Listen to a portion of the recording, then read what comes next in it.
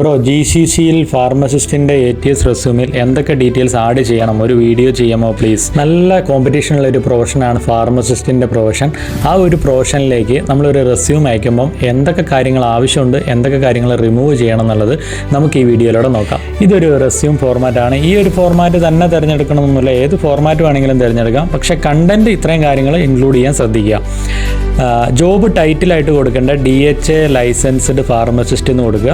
അതിനുശേഷം contact number, mail ID, LinkedIn ID ഉണ്ടെങ്കിൽ അത് കൊടുക്കുക. പിന്നെ പ്ലേസ് എവിടെയാണ്, വിസ സ്റ്റാറ്റസ് മെൻഷൻ ചെയ്യുക, എത്ര വർഷത്തെ എക്സ്പീരിയൻസ് ആണെന്നുള്ള കാര്യങ്ങൾ മെൻഷൻ ചെയ്യുക. കുറച്ച് കീവേഡ്സ്, സ്കിൽസ് ജസ്റ്റ് ഇത് നോക്കി കഴിഞ്ഞാൽ മനസ്സിലാവും എന്തൊക്കെ ആഡ് ചെയ്തിട്ടുണ്ടെന്നുള്ളത്. രണ്ടാമതായിട്ട് കൊടുക്കേണ്ട എഡ്യൂക്കേഷൻ ഡീറ്റെയിൽസ് ആണ്.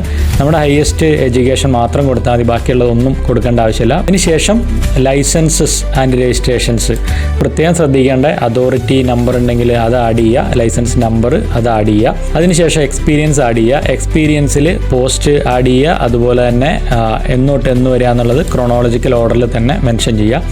അതിനുശേഷം സർട്ടിഫിക്കേഷൻസ് എന്ന് പറഞ്ഞിട്ടൊരു ഹെഡ് കൊടുത്തിട്ട് സർട്ടിഫിക്കേഷൻസ് എന്തൊക്കെയുണ്ടോ അത് ആഡ് ചെയ്യുക. അച്ചീവ്മെൻറ്റ്സ് ആഡ് ചെയ്യുക. കീ സ്കിൽസ് ആഡ് ചെയ്യുക. ATS റിലേറ്റഡ് ആയിട്ടുള്ള എല്ലാ കീവേഡ്സും ആഡ് ചെയ്യാൻ ശ്രദ്ധിക്കുക.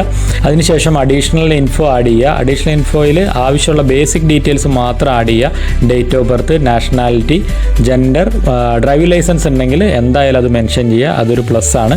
ഇത്രയും കാര്യങ്ങളാണ് GCCയിൽ അപ്ലൈ ചെയ്യുന്ന ഒരു ഫാർമസിസ്റ്റിൻ്റെ റെസ്യൂമിൽ മസ്റ്റായിട്ട് ആഡ് ചെയ്യേണ്ട കാര്യങ്ങൾ. ഈ റെസ്യൂം ഫോർമാറ്റ് ആർക്കെങ്കിലും വേണമെന്നുണ്ടെങ്കിൽ മെയിൽ ID കമൻറ്റ് ചെയ്യുക, ഞങ്ങൾ മെയിൽ ചെയ്ത് തരുന്നതായിരിക്കും.